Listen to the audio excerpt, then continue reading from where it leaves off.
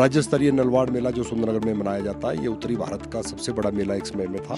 उसके उद्घाटन में कल ऐसे व्यक्ति को बुलाया जा रहा है जो किसी संवैधानिक पद पर न हो। पिछले वर्ष भी ऐसा हुआ था कि उद्घाटन पट्टिकाओं पर उन लोगों के नाम इंगित किए गए थे जो किसी संवैधानिक पद पर न हो, चुनाव हारे हुए थे।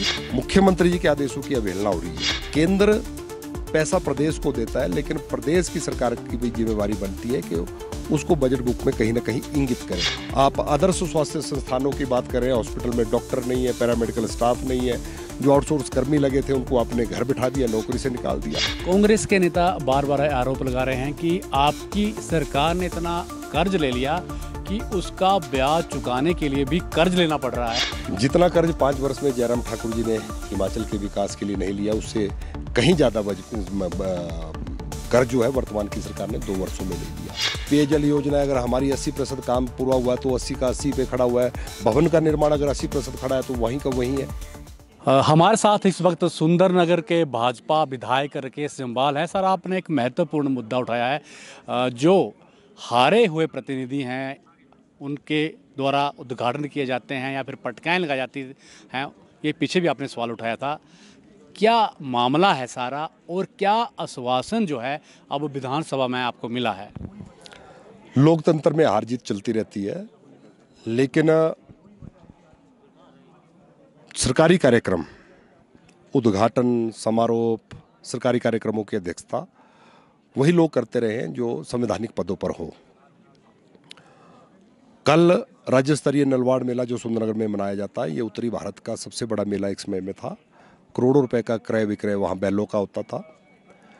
उसके उद्घाटन में कल ऐसे व्यक्ति को बुलाया जा रहा है जो किसी संवैधानिक पद पर ना हो, 2 बार चुनाव हारा हो। उसको लेकर मैंने कहा कि हार जीत लोकतंत्र में होती है, लेकिन सरकार का कोई नुमाइंदा उद्घाटन में जाता और वहाँ के कांग्रेस के कार्यकर्ता, कांग्रेस के नेता उस समारोह में खुशी खुशी जाते तो अच्छा लगता, क्योंकि उनके दल की सरकार इस प्रदेश में है। और पिछले वर्ष भी ऐसा हुआ था कि उद्घाटन पट्टिकाओं पर उन लोगों के नाम इंगित किए गए थे जो किसी संवैधानिक पद पर ना हो, चुनाव हारे हुए थे। जब सदन में मामला आया तो प्रदेश के मुख्यमंत्री जी ने सदन को आश्वस्त किया था। मुख्यमंत्री जी ने आदेश दिए थे कि प्रदेश में किसी भी उद्घाटन पट्टिका के ऊपर ऐसे लोगों के नाम नहीं आएंगे जो संवैधानिक पदों पर ना हो और ना ही सरकारी कार्यक्रमों की अध्यक्षता करेंगे। मुख्यमंत्री जी के आदेशों की अवहेलना हो रही है। मुख्यमंत्री जी ने सदन के अंदर हमको आश्वासन दिया था, और लेकिन उसके बावजूद भी कल इस राज्य स्तरीय नलवाड़ मेले का उद्घाटन ऐसे व्यक्ति द्वारा करवाया जा रहा है जो किसी संवैधानिक पद पर नहीं है, और समारोह में प्रदेश सरकार के मंत्री जा रहे हैं। तो इस बात को लेकर आज सदन में मुद्दा उठाया। आज मुख्यमंत्री जी नहीं थे, लेकिन उप मुख्यमंत्री जी ने और विधानसभा के अध्यक्ष महोदय ने आश्वासन दिया है कि इस पर कार्रवाई भी करेंगे और भविष्य में इस प्रकार की गलती ना हो, इसको लेकर भी आश्वस्त किया गया है। बजट को किस तरह से देख रहे हैं?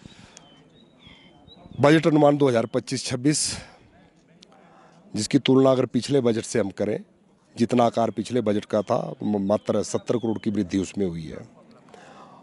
और वर्तमान की सरकार के पास अगर 100 रुपया वर्तमान में है तो उसमें से लगभग 76 रुपया जो है वो सरकारी कर्मचारियों की सैलरी, पेंशन, ग्रांट, ऋण का ब्याज, उस पर चला जा रहा है।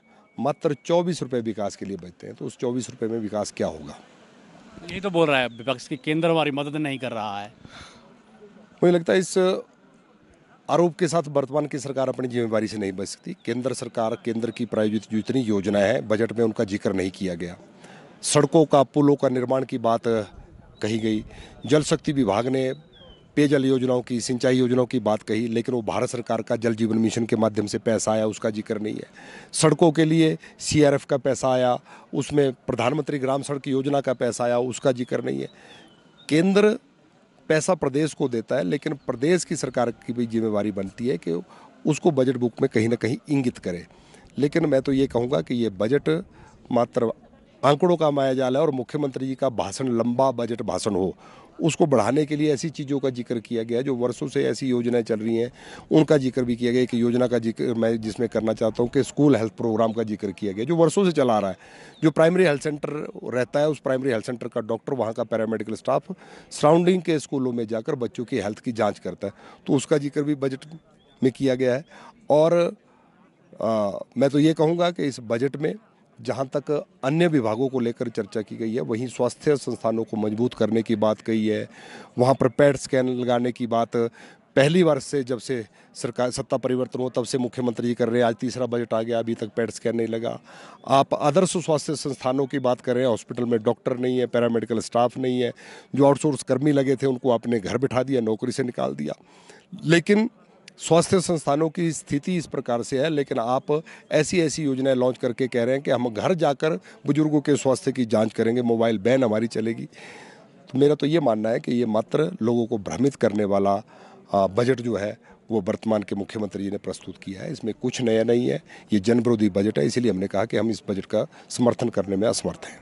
कांग्रेस के नेता बार बार आरोप लगा रहे हैं कि आपकी सरकार ने इतना कर्ज ले लिया कि उसका ब्याज चुकाने के लिए भी कर्ज लेना पड़ रहा है वर्तमान सरकार को।